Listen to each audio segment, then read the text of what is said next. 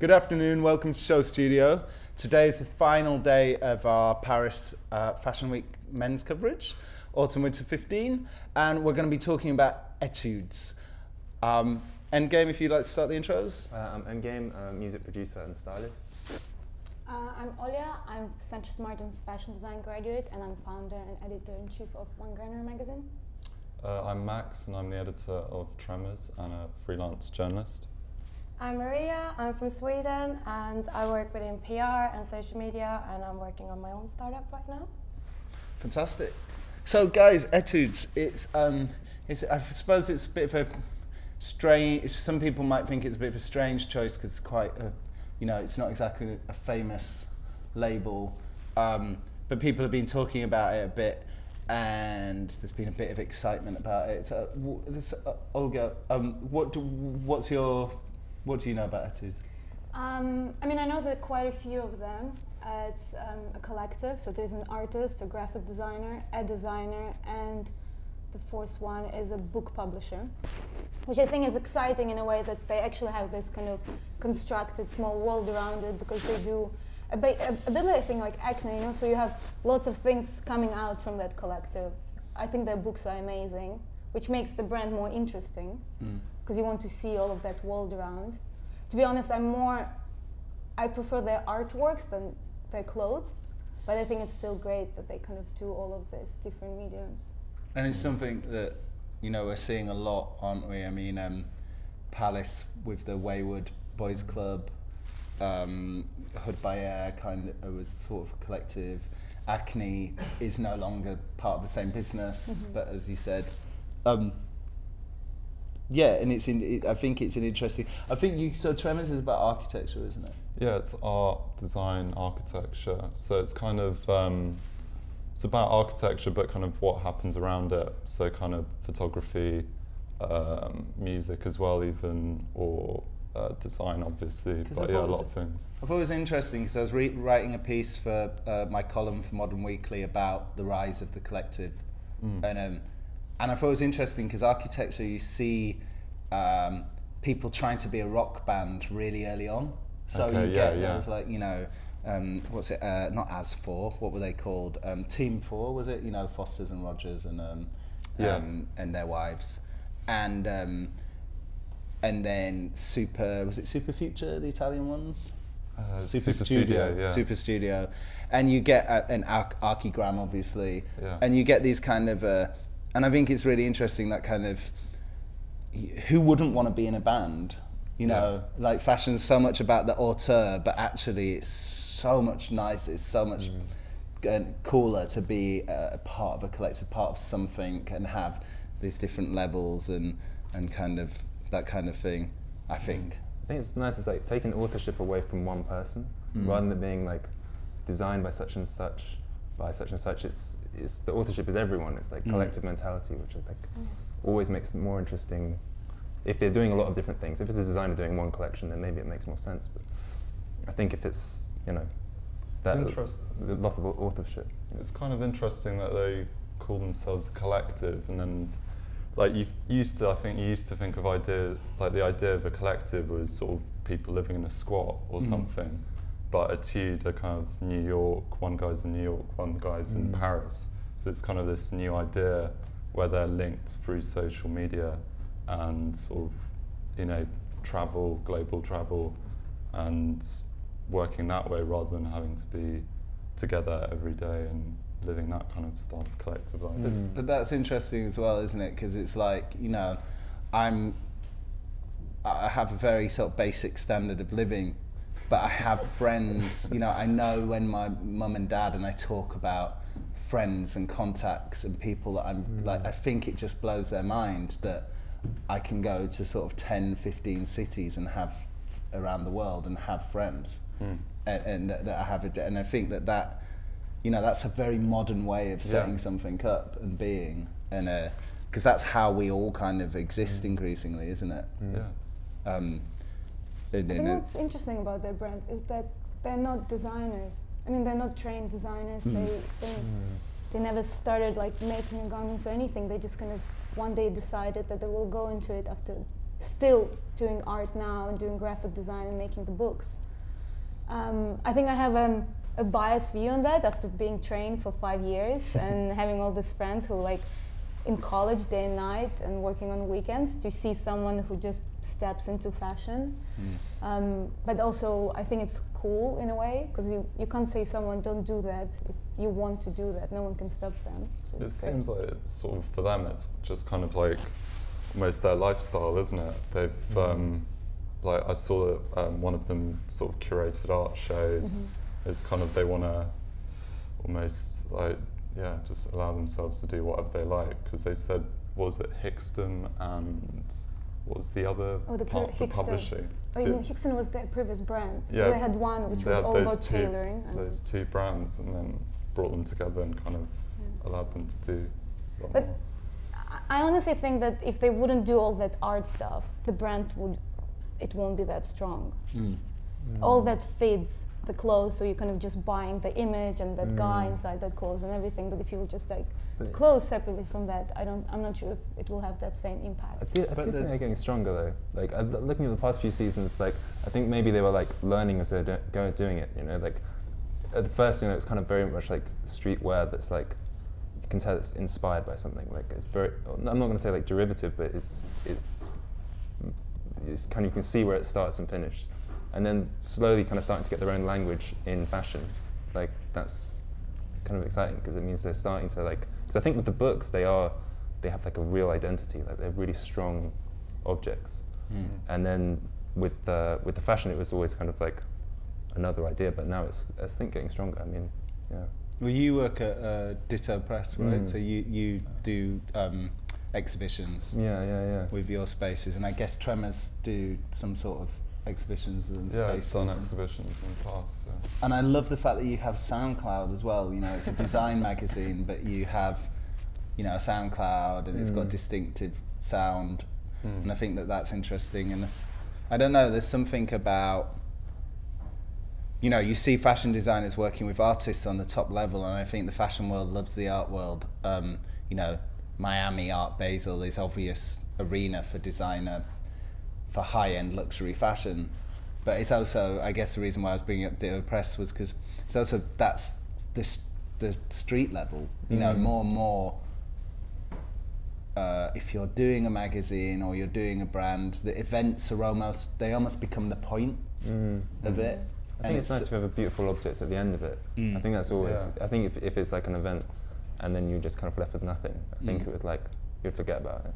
But if you're left with something that's like the next morning, you're like, wow, this is actually amazing. Like, but I like the events as a coming together. Like our friend Andrew. He consciously had that shop in order to bring people together. That was his idea with Primitive, and that's why I know you, and I know so many of the people that keep my interest in London going through that shop and through the events and things that they put on. And I think, it feels like lots of magazines and brands are the events have become so important as a revenue stream as well as a cultural thing. For me, it's kind of, a magazine's like a community of sort of people that you're interested in, want to have conversations with. So then the event is that chance when you can you talk over email or see people on social media, and then it's that amazing event where sort of people actually meet each other for the first time, and from that sort of build new relationships and go on to the next issue. Well, and I mean, I think, and it's so often in streetwear, especially, brands are worn as a kind of mark of allegiance, a mark of community, a mark of, because I think people underestimate, well, not underestimate, but you don't hear enough about merch, the idea of fashion as merch. That's true. Because it is basically a souvenir, isn't it, of whatever, like that time or those people or that place.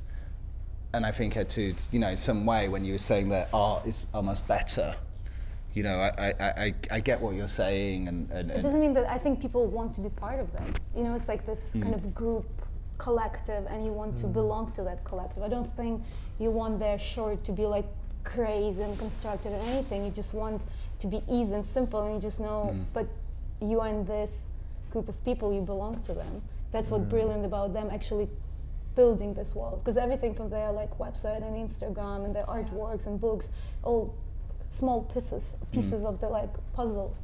That's, I think, great. I think that's what lots of designers now need to look at. No one just, I mean, I don't think we're interested in just seeing a piece of clothing on a hanger in the shop anymore. We want to know about the designer, we want to know what they think about, what they like, where they party, who are their friends, if they're cool, if you like their music. I think it's all this. Creates a world. Yeah. Creates like a world people can get involved in. It helps us to, like, I sit next to you, like, oh, I don't know, this maybe it's a bad example, but you get the idea. It helps us to connect as well as friends. I don't think if I'll have a crazy hat now on my head, well, it's also Okay. just a beautiful part of life. Yeah. I mean, we don't do these jobs. Some of us do it to make money, but generally there are better ways of making money than working in fashion in London. You know, the easier ways, and the easier lives to have.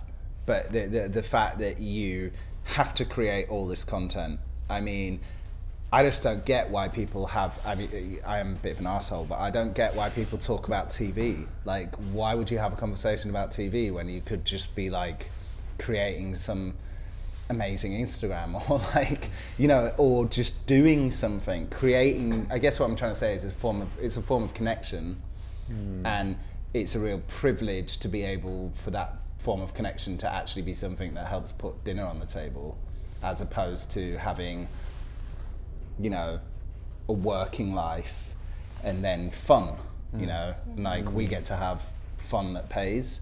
And I think, and it's kind of the modern, it's the new kind of trend, isn't it? People don't want to be consumers anymore. They want to be creators, and they want to, you know, even don't want to buy a piece of music software. They want to buy something that they might circuit bend and put together and feel part of that. And I guess, yeah, but I guess that's with all fashion brands. Then, like, I know that, you know, some of the mainline collections, you'll only have like 2 or 3 pieces in a shop, and that, yeah, everyone's doing that, kind of creating that world, aren't they? Of that people then buy smaller items or watches or whatever it might be. Maria, what were your thoughts about Études? I think it's about a state of mind and about doing something creative. Like for me, being from Sweden, I've been growing up in a small town when I had loads of friends but nothing in common with them.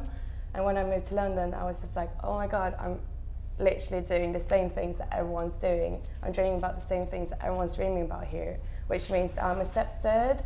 And that brought me together by meeting amazing people and realizing that everyone's doing something, everyone's up to something. And that's kind of the common ground I find here. Basically, base your friendship on something about hopes and dreams and a certain taste, and that becomes the state of mind. And by doing that, I've just been really positive that you can reach wherever you want to. Instead of having people around you that just looks up to you like, oh, you're doing amazing stuff, your dreams are amazing, but you're not going to reach there because they can't relate.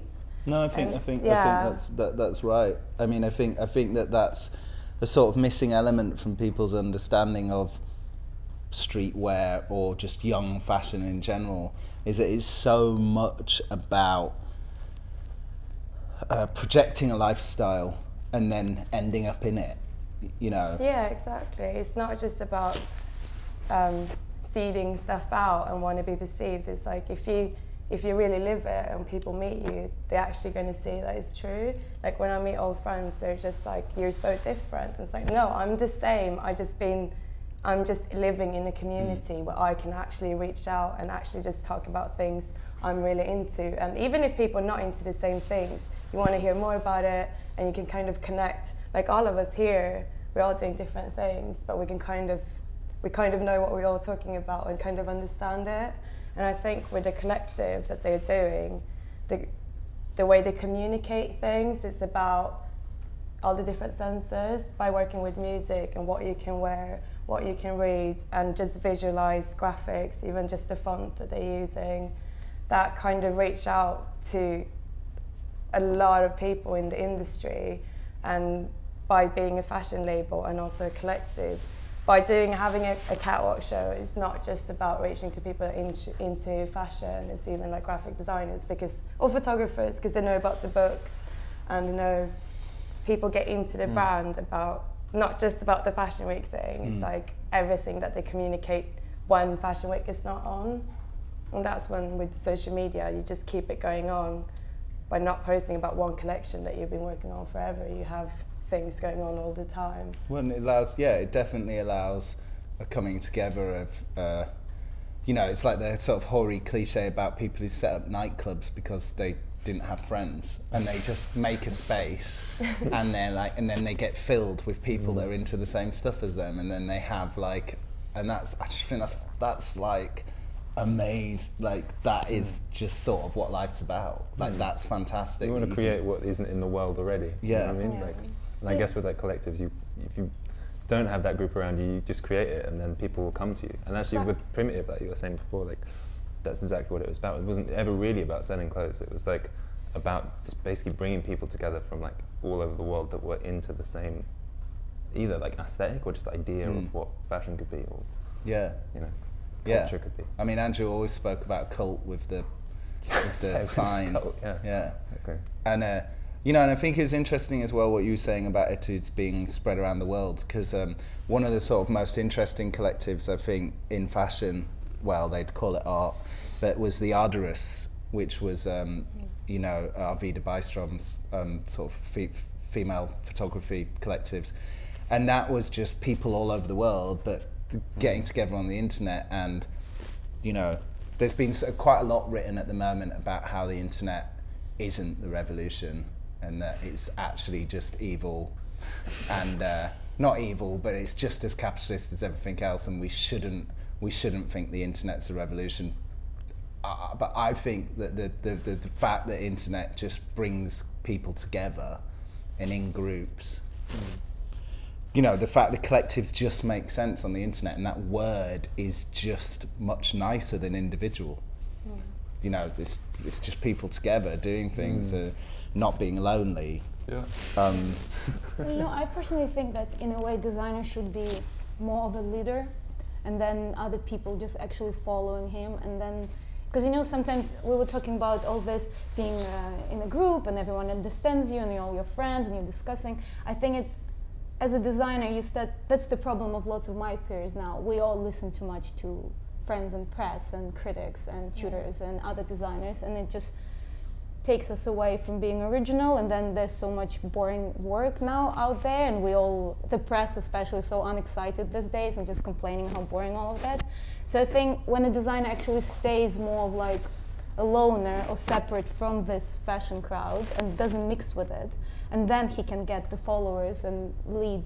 I think you're absolutely right, and there is something about leading and going out on your own that you're right, and there's almost a tension between the two sides. But then I guess also the collective and sometimes coming together, again, that cliche of being in that Swedish village and feeling like a freak, and then realizing you go on the internet and there's like whatever you're into, there's 1,000 people online that are also into it, and then maybe it's easier to lead, if you have some belief in yourself, because it's very hard to get belief in yourself with no positive feedback.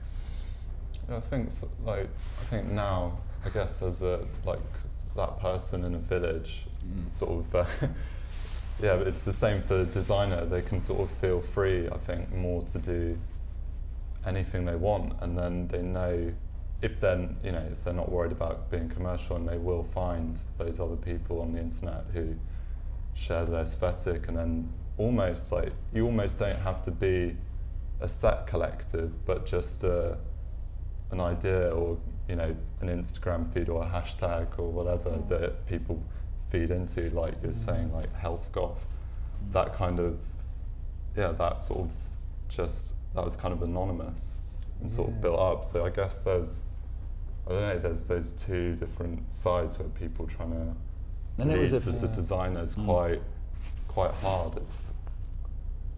I guess another thing is like, if so image based, and so what's the word? I mean, if people are kind of seeing those looks, then maybe just sort of and building those kind of looks from streetwear, they kind of just maybe just go to Gap instead of, you know, or building up those looks from shops rather than going to high streets and or like fashion stores and buying really expensive stuff. What do you mean? I mean, I think what I'm trying to say is like those movements are kind of liberating because people are sort of taking stuff that's already there and they're kind of, you know, building a look. Whereas what's more important for designers now is to kind of almost create pieces that can't be imitated.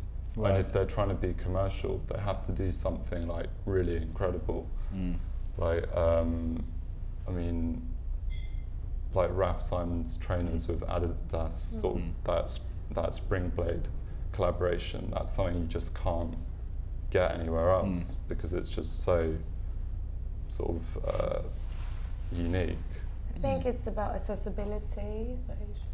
Or for me, it's like, no, because with the health girl thing, it's like all to get that look, like you just go to Sports Direct or whatever. Anyone can buy into it. But you know what I mean? It's a bit accessible, and with the fashion industry, is what I feel right now is everyone can be a part of it. It's not just about having something really expensive and something that no one can get. It's kind of how you put it together. And for me right now, it's also about personality and values. And what you were talking about, RV does, or Petra Collins and all her girls with RV Bistro doing that whole thing, is that when you look into the imagery, it's everyone can relate as a young girl, but to be brave enough to do it is another step. And with having Petra's collective and displaying images of girls in bloody panties with blood on and stuff, like everyone can relate to that, but people would not be brave enough to display it connected to themselves. And by being an artist, you can show that to the world and everyone can relate to it, but you can lean back on like, that is my work. And by being in a collective, you can lean back on, it's my collective, and I have all these people around me that actually understands me and support me and accept me. And being that merged in together, you have the power of just going out and feed out the message. And that's, for me, it's weird. I don't know how to build it up on with the Raf Simon shoes, but it's something about that. You can watch it, you can have your opinions, but if you want to be a part of it, you can be a part of it. And what Raf Simon's doing Adidas is a way of reaching out to the market by, even though you might not, like I wouldn't afford to buy those shoes, but I would still be appealed to it because it just feels like, oh, I could actually wear that because it's on the level where I can afford if I save money. But you know what I mean, it opens up a whole another market, and that reach out to it's age as well. It's another prong, isn't it? And it's like with the, you know, with the books and the art and the clothes, it's different people that you're getting with a similar idea, different markets. But also I think what's really interesting about the collective is that people are just attracted to groups, you know. It's always more attractive, a group looks like they're having fun almost. It's almost that easy. But also every time you write about one person, you're in effect writing about the other, so they end up with 5 times as much publicity, you know. Or I remember when you know, Matthew Stone and Gareth Pugh and Wow Wow, and it's like every person in Wow Wow, every time they got wrote about or did something, that was publicity for each other person in Wow Wow. And you know, and I thought that was really strong. I think that's the thing, that the actual collective doesn't ever really have to exist physically. Like it can just be an idea that connects these different people, and I think that's actually kind of nice. But actually, it's kind of very tangential, actually, like the physical idea of a collective. It can just be this kind of network, the sprawling network, like the internet, that kind of induces this weird kind of connectivity with people. And I think it's kind of interesting. Absolutely. Let's have a look at the Études presentation. Oh, it looks a bit catwalky. I thought it was going to be a presentation. I saw Instagram pictures, massive. Really? It's like big space. Oh, okay. It's something that you will expect from Louis Vuitton. I think this is nice though, like like I was saying before, that you know, they're kind of learning as they're doing it, and the last one was a catwalk, and then the ones before I think were just installations, and they're trying to find their own language with, you know, with real fashion in Paris. You know, this isn't like an installation in Berlin Fashion Week or something. It's just like, I think that's great. Oh, I'm opposite. I don't understand why they need a show. Like, I think presentation can be so much more powerful now. I think there are too many shows. I think, especially young designers, I mean, they're a bit different, but with young designers, before we even know how to do the clothes, we're already jumping into making shows, which doesn't make any sense at all. I think it's just a hierarchy. It's just a really rigid, old-fashioned hierarchy. I sort of feel like everyone is doing it, we need to do it. Yeah, like, well, you're not proper, you know, but they should... It's a language in itself, isn't it, the catwalk? Like, I think it's necessary a lot of the time. It does make everything much more desirable. And not just that, it's the language of catwalk. It's like a specific thing, and it's the language of fashion. It's like absorbing, you know, the heritage of what's gone before. I think that's like... I just feel that the show wants it to be big and dramatic, and the garments, and so if you do something more subtle or something in the details and the cut and what's going inside, I don't think that catwalk gives justice to that design. There is limitations that show demands from it. That's why McQueen's show works so well, or like that's why Rick Owens' shows work, and you need to add all of that. I mean, in our shows in St. Martin's, they're just pushing us. Even if you do a simple T-shirt, you just need to go crazy with the styling, because no one will ever see what stitching you're making on the garments. So no, I think you're. I mean, some presentations are really powerful as well, and you're right. It does in some ways allow more message. For me, it's about access again, because when I went to LCM and went to presentations, I didn't see any shows. For me, it was about everyone can be in front row. Like, everyone can go up in the front and actually look. You can literally go up and take a picture of the model's face. You can go up and look at the stitching. So I was even like, can you talk to the models? Because I know some of them are like, no, I don't know. It's just, you can walk around it, you can see from the back, from the side. It's another experience for me than to a catwalk. It's just like a few seconds and then it's gone. You're just like spending time on your phone trying to get that little picture, and then it's gone. There could be any other collection at that moment at that space. So I don't think it tells us anything about the brand. You have the music though, don't you, in the casting and I think it looks strong. I think I like the fact they're taking on the catwalk as an idea and doing, and you know, the books are beautifully made, and they're using the language of publishing in a really strong way, and it's got its own identity. It's like, why not use the language of fashion in like that very literal way? Like, do a catwalk and do it really well, and I think they're achieving it. In the sort of, I don't know if I should admit this, but in the sort of weirder bits of my brain, I've often thought it'd be really good to sort of do a political manifesto on a runway, because there's just like, but not. I don't really want to have a fashion brand. But I would love to just have runway shows. Yeah. Because I love fashion, but I'd be terrible fashion designer. I'd be awful. But I would love to have runway shows. I think I like the theatre of them. Exactly. I think it's a necessary. I don't even know if it's an evil. I think a lot of people say that they're a terrible idea because they're so expensive, but that's not a reason not to do them. I think that theatre is important in fashion. It's like part of it. Yeah, but I think if you do, it should be, you know, like Rick Owens' Willies out there.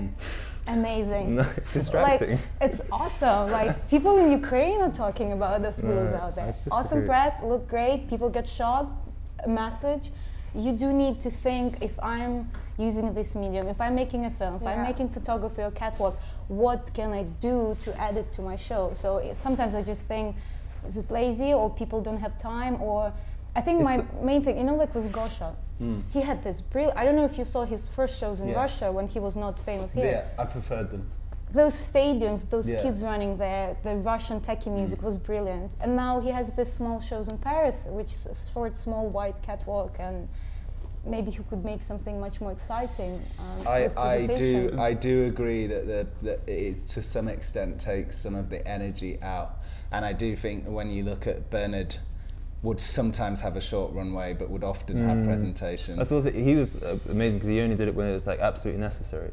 So like, you know, he did that one which was like all these kind of like almost like Tudor kind of voluminous shapes, and then like I think all the models were walking backwards, and it was like it's this whole idea and like mad kind of concepts and stuff, and then the next time it would just be like, I don't know, a bunch of people like climbing over rocks and stuff, and like each time it's like totally specific to a collection. Like that's like true kind of artistry. Yeah, that's brilliant. That's what we should do.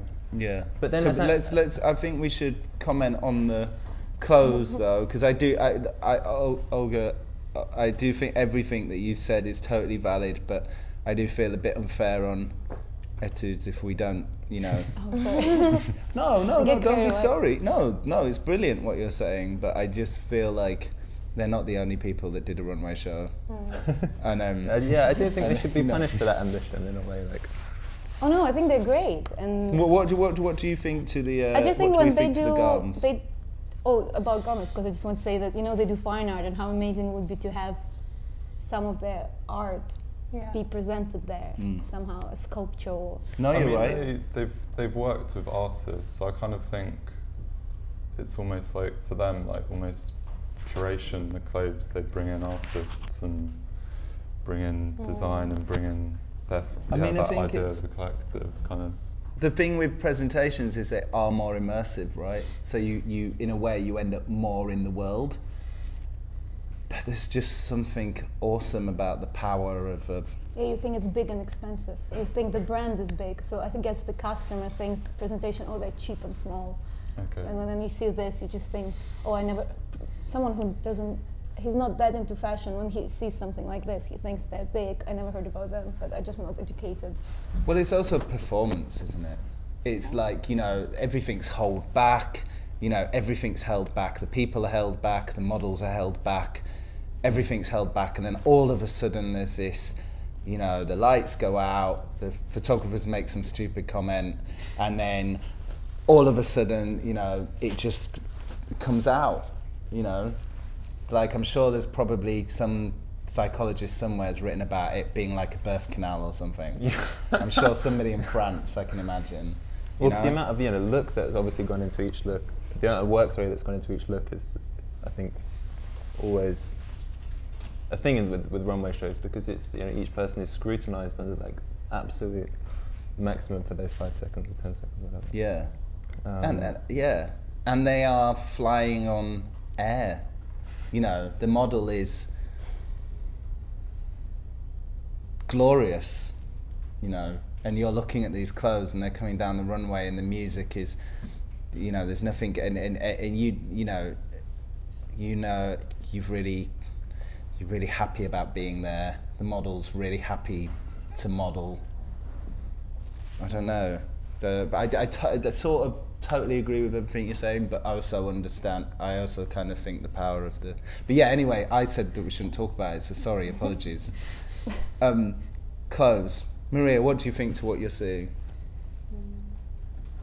Well, I'm still stuck that I can't connect my feelings towards the collective creative art, collective visual language into the pieces. Yeah, for me it's about fashion, it's about what it makes me feel, and right now if I didn't know it was them, I wouldn't know it was them, like by just seeing the pieces and by just seeing the clothes. But I do recognise the elements of the graphics, obviously, but it's just something missing for me. But it's nothing wrong with that, because the whole thing with the perception of fashion is that you know what you're expecting, and if you're not getting what you're expecting, it kind of becomes a negative thing. But for me, it's kind of exciting. So I'm trying to figure out if maybe they want to show themselves as a more serious fashion brand, but still having the art, graphics and art elements in it, and then just putting up a really classic catwalk. thing, but still having the graphics on the clothing. And yeah, I don't really know what to say about the pieces, but I think it really looks good together. It is true. I mean, sometimes it is sad almost to see people have to become a fashion label. You know, like there's always this. I remember somebody stopped working with me, and I sort of realised it was because I hadn't made the traditional fashion trajectory, which was write about youth fashion, and then write only about, you know, sort of become the Louis Vuitton guy, and like, you know, have the little, you know, and that you have to sort of go up market, and there's always this, like, you get all these amazing youthful labels, and there seems to be a sort of pressure that they have to become this full service label. I mean, maybe that's their heart's desire. I feel like they're becoming more like they want to be, in a way. Like, if you're looking at their kind of first collections, it is, you know, it's very straightforward, really. Like, it's kind of streetwear in like in slightly kind of pejorative way. It's like it's just taking a print and it's kind of putting on a t-shirt where it's like heavy metal graphics or whatever. I feel like this is more speaking a kind of fashion language, and it's talking about tailoring, and it's talking about color and shape and print in like quite an articulate way. I think it's really exciting, because it's, you know, it's something that they're doing really well. Like, they're moving from like just making a few t-shirts to sell at book fairs or something to being a proper fashion label. I think that was always the aspiration. You do? Yeah, I feel like that. I mean, I think if I was making clothes, obviously for the first 5 seasons you're going to do installation just because you can't afford to do anything else. You know, I think the aspiration is always to be taken seriously as a fashion label, and for your clothes to be scrutinized as... But, you know, I have a problem there, because runways are lies, aren't they, a lot of the time? Like, I mean, I don't know about these guys, but so many young designers cripple themselves to do a full collection on the runway, and they're not going to sell. Well, they've got no intention of even making. I don't even understand, not in terms of that they won't sell. It's about you can create 10 fantastic leather jackets, actually create, and it will be you as a designer, creative person, making something new, exploring and everything. Or you can throw together, I don't know, style, lots of normal clothes. And that's what I think lots of people are doing now, and I guess maybe it's a reflection of our generation now, with all the tumblers and mixing and all those things. But I think we need to, before talking or discussing any collection, we need to make it clear, are we discussing a designer now, an actual creative person and fashion, or are we discussing a clothing brand? Like, from a PR perspective, it's about, do you want to see, like, as a consumer or whatever you are, you want to see who's wearing the clothes. And I think that's the problem when we're seeing this, or for me, that what I'm thinking about the collective is amazing creative people, but it's on models, and for me, I don't really get any feelings about seeing amazing pieces on models that I can't relate to. Obviously, they're all pretty boys, but it's like, from a PR perspective, I can put something really shit on an amazing person, and that will just sell out because you relate to the person who's wearing it. And I think that's the link that is missing for me, that it's something more just missing to the look, or even the face, or something that I can't translate into the clothing. Like, it's what you were saying, just seeing it on a rail. No, I don't know. I think if I would be a buyer, I would be like, oh, I see so many sellable, easy pieces. But if as a fashion designer I will look at this, I'll be like, next one. Yeah, but it's about the community that you want to feel, and well, I think it looks super wearable. Yeah, like, it is wearable. Which is not bad. You need to understand, this is our niche, that's what we're trying to do. We're not trying to change the world. We are not, because there's art and there's graphic design, which is graphic design and also art, but it's not standing in the same category as like Lucien Freud's paintings or graphic design of the magazine, and there's nothing bad about it, and we want to buy this stuff, but I don't think we can seed, and that's what a lot of press doing. I think they're trying to find lots of meaning and stuff which doesn't have meaning. It's just a good wearable quality clothes. Well, for me, Well, it's narrative. Sorry. No, for me, because I saw somewhere that Dev Hines, Blood Orange, wherever, that he's a big fan of the brand, and for me that clicked then, because I was like, oh, if I would see him wearing this, it connects for me the whole full circle, because that's how I work with all the senses. Like he does music, he's into art, and he's just an amazing person, and then he wears the brand, and it all kind of connects, it puts a face for me, and that gives me a certain feeling that that's the full circle that I'm missing when I see this. I have no clue what music they're playing. Is Dev Hines one of the coolest people in the world? Not for me, but I think he's really nice. He is, he's though, like isn't he's kind of like down to earth, and you kind of want to be his friend, but he's. No, he is down to it. No, I meant that seriously. I mean? I was talking about this morning in bed. I was being told that I was obsessed with somebody, and that's what I do. I get obsessed with people because that's what I write about. And Dev, you brought Dev up, and as immediately, it makes me like the label more. Yeah, that's what it did to me as well, because I couldn't put a face on the label, and from being in PR for a few years, I get really, that's in my mindset, and I know it works. That's why I still have a job. Like, I just know that sells, and for me, going to catwalks,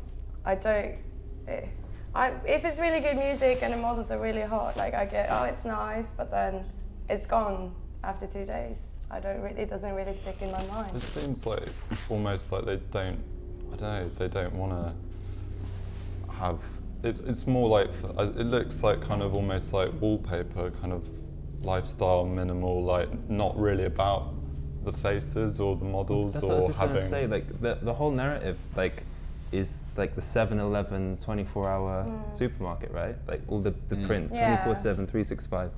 Like I think the casting like is intentionally forgettable. Like that's my kind of take on it. What like, is it like when Dis did the Kenzo clip? It's like a Lux normcore, right? Like it's every day. It's like almost everything is like. Well, that's very art. It's very art. That kind of thing. I feel like library images. I mean, almost. Yeah, obviously the text is quite like a literal interpretation, but pretty much everything, the cuts, it's maybe the colour's quite like loud sometimes. I think the problem for them is going to be how to make themselves more distinct from someone like Acne, because like even I saw like their collection last season. That was so even the slogan jumpers were just so similar to what Acne have done. So it's kind of it's sort of their selling point, but it's also it's kind of their problem, how they're gonna. It's a bit younger though, isn't it? It is the Acne guy in the Endgame. I'm so happy that what you just said, even though I was interrupting you, because I think you got it quite right when you said that, because that Lux normcore thing is the very current art world. It's like kind a leather of carrier bag there on the Look 15. It's like a shopping bag with shopping bag print on it, but it's made of leather. But if you look on sort of any gallery Facebook page that's like reasonably fashionable, that's their thing. You know. Like that's the thing, and so when you're saying Acne, it makes a lot of sense. But Acne's just a little bit older, isn't it? A little bit more 10 years ago, a little bit more kind of, waxed wooden table, and this is a bit more kind of, I don't know, not a waxed wooden table. I think what they're doing smart is this electric blue color. I mean, it will sound weird, but when you see their shop or their rail in a shop. It's also always pops us because it kind of always has this electric blue in between everywhere, hats and everything, so you kind of see them from far away. You can see they're using it again, and I'm sure that they have a reason for that, more of like merchandising and all those things. When they did, I mean, the first how I became aware of them was was like an EU sweater.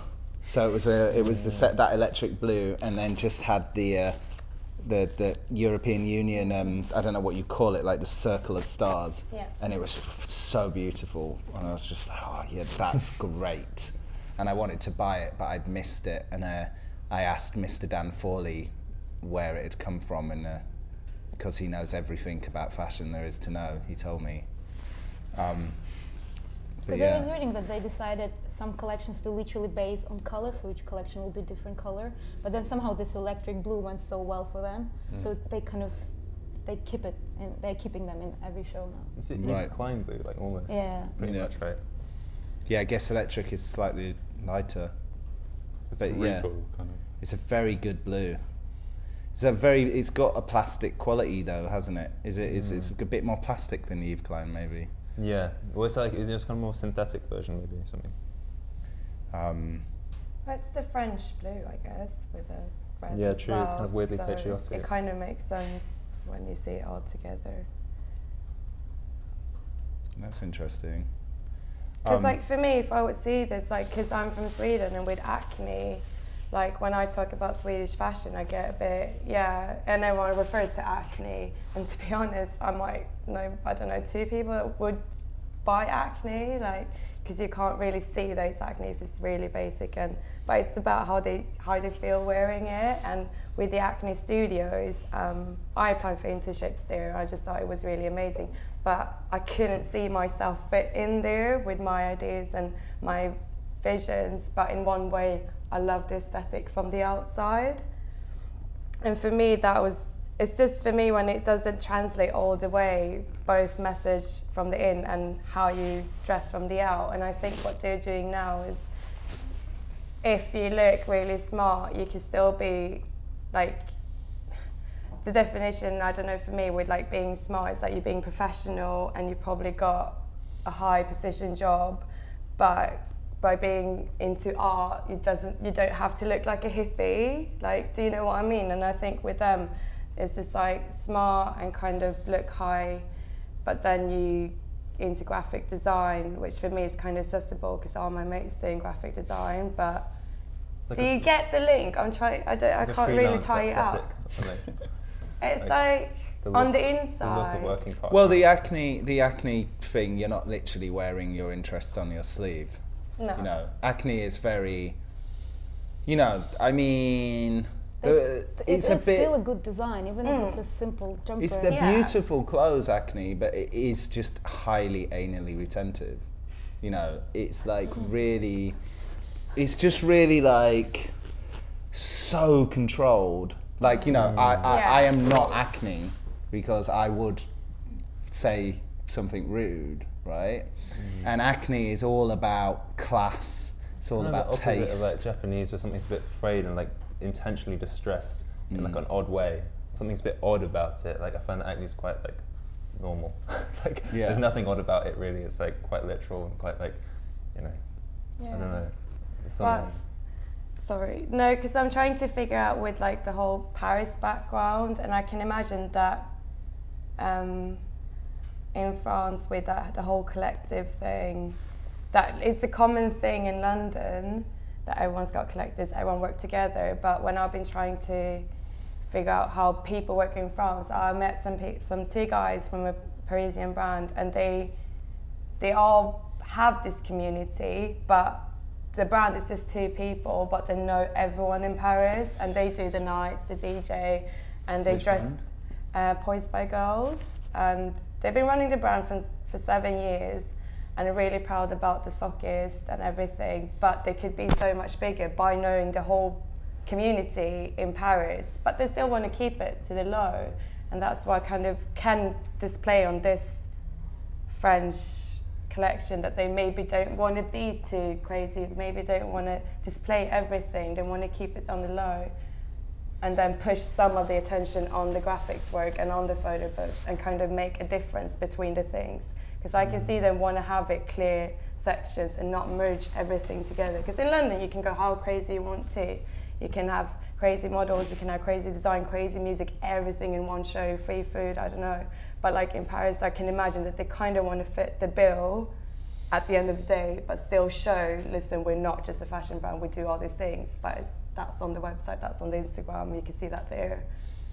not just everything on the same time. I'm kind of wondering like whether they even, it matters to them that much anymore about being a collective, because it seems like they're doing fashion like, and they've such a strong narrative, and it's like it's a fashion, it's a catwalk and all this stuff. I don't think they really care if people leave that thinking like, oh, but what else do they do? I think they're quite happy for people to leave going that was great, I want to buy it or whatever. Yeah. And then equally, if they read their books in the bookshop and then think, oh, this is nice, I want this, and they don't care about fashion, I think that's equally fine. I think like, just doing the separate things is like connected, but also like doing them with a kind of single-mindedness in a way, like in a positive way, like. Well, it's quite common, isn't it, as when, you know, for people to come up as part of a group and then go off on their I could almost see ways. this becoming its own brand in a way. Yeah. Separate from the publishing and because, you know, they do all sorts of consultancy and stuff. Like. Yeah. Yeah, I mean, I just sort of want to return to the idea of, you know, what we were saying about all the clothes, and obviously you need all the clothes to sell the idea. You were saying with PR and with the idea of imagining who you got in there, and you have like young, you know, definitely with say a designer like Roxanne Faramand, her jewelry is amazing, and essentially she makes jewelry. But if you didn't, it's a strange thing, because I think I'm trying to sort of say to young designers, really do a couple of things really well. Don't throw all your money at doing a catwalk. You know, actually build a business rather than building an image. But at the same time, if you don't have this full figure, it's really, and a full world, it's really hard, because you do need to build the image. So it's a slightly, I think it's fine to like get there after like 5 years of doing installations. I think that's like kind of almost normal now, and I think that's a good thing. Like this space to experiment, and you know, like her installations are amazing because they're all just they don't really look like fashion installations. They're just like some kind of crazy kind of future gang, like hanging out. You're like, what are these kids doing here? What is this? And I think that's fine. And then, you know, if catwalks in like 5 years, that's good. But I don't know. I just think that not many designers now are perfectionists. You know, like I'm a big fan of Johnny Ive.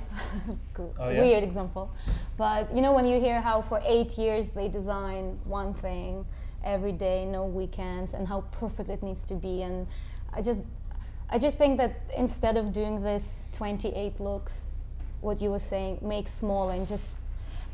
In fashion world, I think in London is Thrope is an incredible example. My friends worked for him, and they were saying how they were mind blown when the guy makes 400 samples of a stitch to make a pair of pants. I mean, that's maybe a little bit too much, but they will dye it in different. So they will be like, we'll stitch, and then we'll dye, and then we'll erose, and how the fabric will react, and how the stitch will react, and can you wear it? What if you will wash it 20 times? And that's why he never. I know that he had a situation when a shop put his stuff on a discount, and he pulled the whole collection. He was like, you can't put my stuff on a discount because I'm not creating for a season. That's forever. Like, there's so much thought into making like this jacket. It's so smart from like everything. And I think that's what designers should look into more. So if we're buying something, we just keep it, and we just every day get excited because we're finding something new inside the I totally agree with like the seasonless idea. Like I think for like especially hate seasons. I think especially for young designers, like, I don't mind it as like an aspirational thing, and it works for like a high level of fashion. But I think for young designers, I don't think they should really bother with it. Like make stuff, you know, continuous. Yeah, when it's ready. Yeah. Sorry about the break in transmission there. You two were just making a brilliant point. Olga, you said you hated seasons. Yeah, I think for young designers, I mean, if you're Burberry and you're running after delivering the product into the shop every 2 weeks and all those things, that's one thing. But if you're a young creative, I think you need to show when you're ready and when you think whatever you did is... Okay, I take lots of references from like other industries, but Daft Punk, like working on an album kind of for 10 years until they think now it's ready. I don't understand why we can't have the same mentality in fashion, especially when you're young. I don't think that anyone can judge a young designer even in the first 10 years of his work like so harshly. We're literally just trying to find ourselves. I think we need to copy until we find ourselves. So I don't think you can be like out of BA and then all these critics come into your show and be like, oh, we didn't like that. But the pressure is that they're trying to do 2-4 collections a year, and then. Sorry about that, the internet hates us. So, you guys were making a brilliant point about seasons, the tyranny of seasons. Yeah, I think it's actually killing creativity. I think seasons and the guys who actually own and run business companies, because I think in them running after the profit and like the growth, every year you know, like when designers are fired and everything, they push everyday designers, which are just this creative, I guess, gentle souls. And I think designers at this point, the young people in London are all about, oh, we need investment, but I think it shouldn't be just money, it should be investment of time as well into their work, and I think the industry need to allow them to invest the time into their companies. So if some designer says, oh, if Gracie will say, I will make another collection in a year, but that will be that impactful, that strong, I will just think that's the best decision ever if in half a year she doesn't have something as strong. Well, Alaya did it, didn't he? Yeah, that's great. So I think, you know, like there's few designers out there who are just trying to break the system, and it's weird because it works for them, so I can't understand why more designers are not following into their footsteps. Yeah, I think that's what I was going to say before. Like, I think it's interesting that fewer designers haven't adopted this idea of have just completely seasonless, you know. And that was the kind of our idea with Primitive for a long time, was to kind of create a uniform. And so it was like the same pattern would just be recreated in different fabrics, and everything else, you know, is always available. If you could go back and get stuff, I guess that the way that fashion works a lot of the time is that scarcity, you know, makes people want to buy it. Essentially, the fact that there's not very many of them, there's limited edition. There's only 3, even if it's like horrible. There's only 3 of those really horrible jackets by like a. Imagine Ralph coming once in 2 years and everyone is sitting there and be just like, collection coming out. It will be mental. And then he'll just disappear for a year or 2 or 5, and then Daft Punk coming out, he's coming out. But just, I mean, he usually delivers, like he always delivers. Well, and I think also, like, you know, people are making stuff that they don't necessarily believe in, and that's the real problem. I mean, you know, there's so many examples of fashion that isn't done by season. Well, that's the thing. So I don't see it as like a problem per se. I think actually a lot of the time that kind of like enforced creativity can be like really exciting and quite amazing, and some people like thrive on it, like Raf Simons, you know, totally. Like each season is like a totally new artwork, and you're just like, how does this guy do it? But for a lot of people it doesn't work, and I think like accepting that and just working with this like more free form outside of spring, summer, autumn, winter is exciting, and I think it's totally doable. And actually from a retail perspective, like at Primitive, like we would have stuff and wouldn't ever put it on sale and just be like, it's an amazing piece, if you want it you can pay for it, like, and eventually it does sell. And actually like that idea of like just really good things that are good in 5 years, not, you know. Well, I think as well it's also about a certain confidence in being able to step outside of the accepted norms, right? I mean, I remember, you know, like younger, sort of beating myself up about not being a proper fashion journalist, you know, and into things that proper fashion journalists were into. And then when I realised that probably knowing about trainers and nightclubs was probably quite a good niche, I was a lot happier. And it's like every designers sort of think that they have to understand about, have to do the runway, and actually there are quite a few fashion legends that don't do a runway. I mean, Christopher Nemeth is, you know, Vuitton collaboration. I mean, he is a fashion legend, and he, you know, everybody in the fashion industry has a huge amount of respect for him, but he's never played by, oh well, he's, you know, no longer with us, but he never played by the rules of the industry. So, you know, I think there is this, this kind of really bad idea that people feel like they have to do. I mean, people want to be accepted, right? And I think that's the thing, you know, they want to be accepted into the fashion world. You have to play by the rules. And perhaps that reason, you know, part of the reason Christopher Nemeth never got quite the recognition he deserved is because he didn't play by the rules. And I think people are scared of that nowadays. Like, I feel like. But now we have internet. I mean, it's so much easier to but get that's the attention thing, and press. Even if no one likes you, there's people will less- find you. Yeah. Less and less mavericks, I feel, actually, like that are doing like in their own lane. You know? But for a brand like Études, it kind of they do have like Instagram and everything, but it's the fashion week's still important, isn't it? Because it's like an art fair.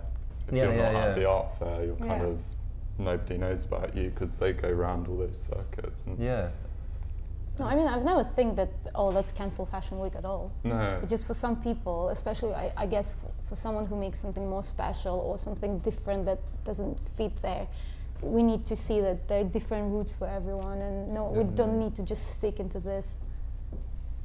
And then, come on, we just started Fashion Week like in December with pre-collections, and it will go until April, and we just, in menswear week, and I'm not excited about the women's wear week coming. Well, also, I mean, Fashion Week will continue, but the idea that there's going to always forever be 6 months between the clothes being revealed and them being on sale just seems untenable.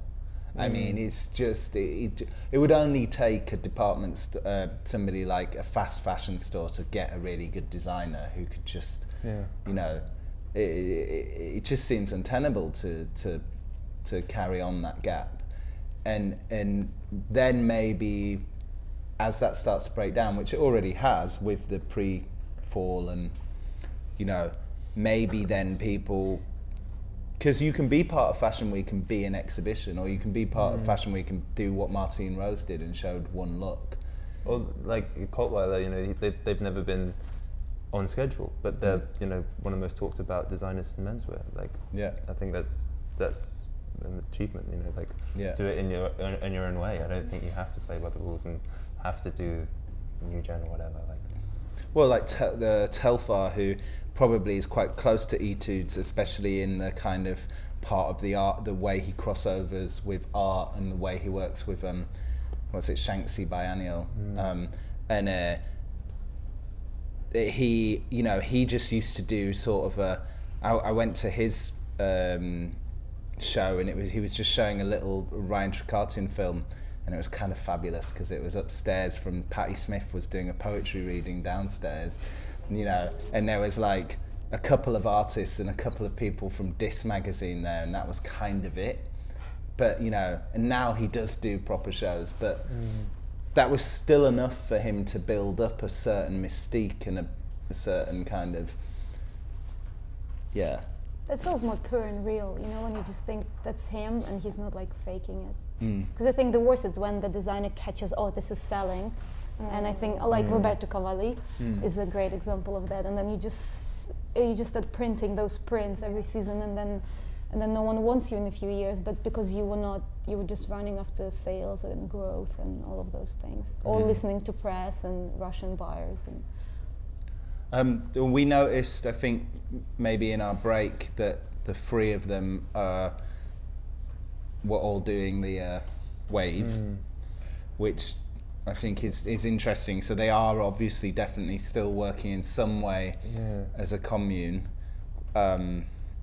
which is interesting. Kind of solidarity, right? Like, I think that's a nice thing, that it's like, you know, even if maybe only one of them designed it, but the fact they're all coming out together shows that they are, you know, definitely about that collective mentality. And I'm pretty sure they're all involved. I mean, from my point, knowing how the collections are made, I'm pretty sure there's so many, because it's an art direction and creative direction really and nice advisors and choice of color. There's so many graphics there, so I'm sure the graphic design guys like helping with all of that stuff. I admire that, like, loss of identity. I think that's like a good way to go in a way. Just like losing, like, kind of claiming like, oh, I made that. It's like, no, we made it, kind of thing.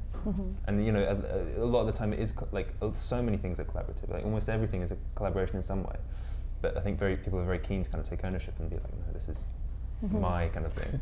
Well, a lot of designers do use we when they talk about their collections, which I always think is nice to credit.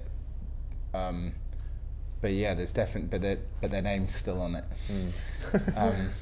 You know, and I am interested in whether it's a genuine collective. I have found the sort of overuse of the word collective when somebody is actually taking the profit as a, you know, it's just not very good, because they're cool because everybody wins, right? You know, and everybody gives a lot because they're all winning. So like, please don't abuse that word. But so let's close up. Mr. Endgame, if you'd like to begin the end. Yeah, I think it was a really exciting collection. Just purely from a fashion point of view, I think it was really strong, really nice prints, a really great kind of narrative throughout the whole thing, and just I guess it's exciting to see where they're going to take it as a collective and as a label in its own right. I think it's exciting. Oh yeah. I think I'm just excited to see that people come together.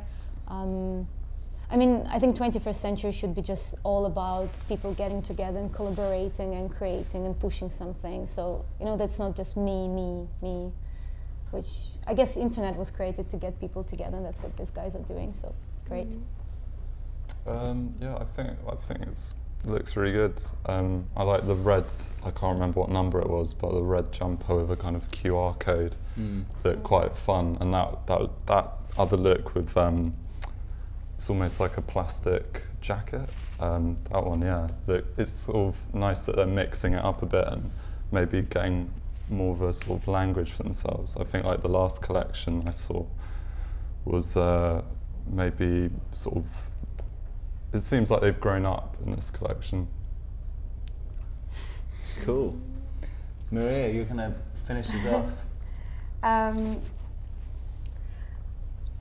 Yeah, I'm quite excited to see what they're going to come up with next to make it more exciting from a PR perspective, and just basically with PR for them to make it more talkable about and actually lift up what's special with this, and this is what we're about, and this is what we want to do. And yeah, I really like the collection, but it is something missing still for me.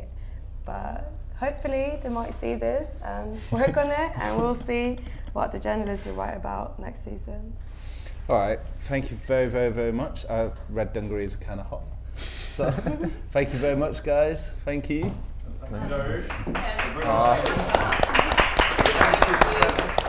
Oh, thank you. And hilarious. Oh. This is one half of a gift, another gift is being shipped over as we speak. Oh, no way. Oh, thank you.